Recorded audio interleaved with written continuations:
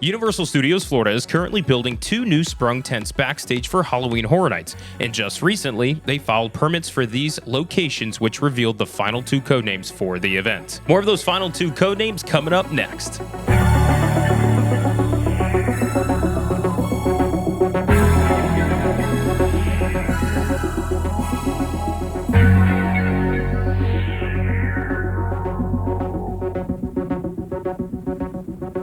What's up, everyone, and welcome back to the channel that takes you through the fog with the completed list of the codenames for this year's HHN. In today's video, we're going to be taking a look at the permits recently filed by Universal, which reveal the last 2 codenames for the houses that we've been waiting for. And like always, this will of course lead up to our next live stream on Tuesday, May 14th, where we will dive further into these codenames and their relation to the recent speculation maps. So mark your calendars down for that date. But before we get into the final 2 codenames, let's take a quick look at the ones that we already have with their respective locations. As you can see, we had 8 already revealed to the public. Each one of those had a location that was filed publicly alongside them, as well as the codenames also having a general theme that they are assigned to.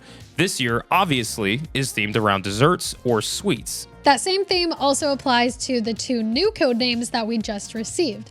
And with that, here are the final ones that we were missing. Sprung Tent 3, which is codenamed Donuts, alongside Sprung Tent 4, named Sunday.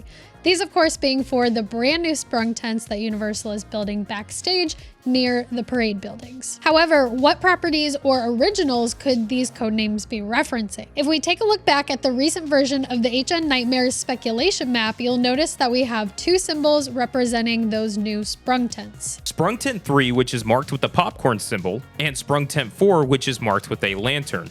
This one is also indicating that it will be an IP house. Now, we did just recently release a video as well as a live stream going over the speculation map as well as what we think those properties could be.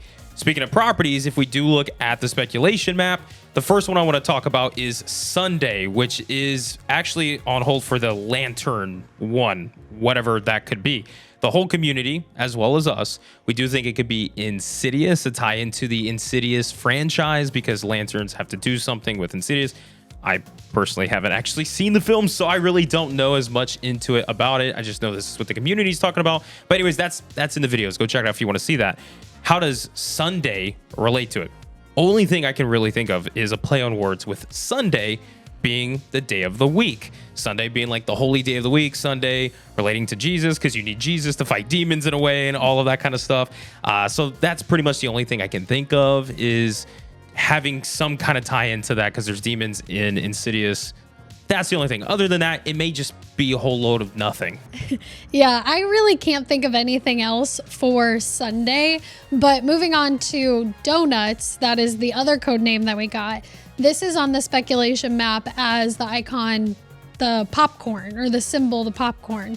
So a lot of the community was speculating that this property might be either Slaughter Cinema, the icon, the Usher, or what we were thinking was Fall of the House of Usher, the Netflix series. So how does that relate to Donuts? I feel like this one is a little bit, makes a little bit more sense than the Sunday. But what I was thinking was that, you know, donuts come in an assortment and you can get a box with a bunch of different flavors in there, and that's kind of like an anthology house. Slaughter Cinema was an anthology house. We've seen anthology houses with the Usher, and also Haunting of Hill House is part of the Fall of the House of Usher kind of anthology series. So that's where the donuts kind of fit into being an anthology house. But like we said in past codename videos, Universal and HHN could just be, you know, using whatever code names that kind of are themed just to hide whatever that property is. And it could honestly have nothing to do with anything. So there you have it, just a brief video looking at the final 2 codenames that were recently released by Universal, rounding up all 10 codenames for this year's HHN. If you enjoyed this video, be sure to give it a thumbs up, as well as subscribe to the channel so you don't miss out on our future Halloween Horror Nights content. And as a reminder, we will be hosting that live stream on Tuesday, May 14th to dive into all of this deeper. And until that next live stream, we look forward to seeing you guys there. And like always, we'll catch you guys in the fog. Peace out, everybody. Bye.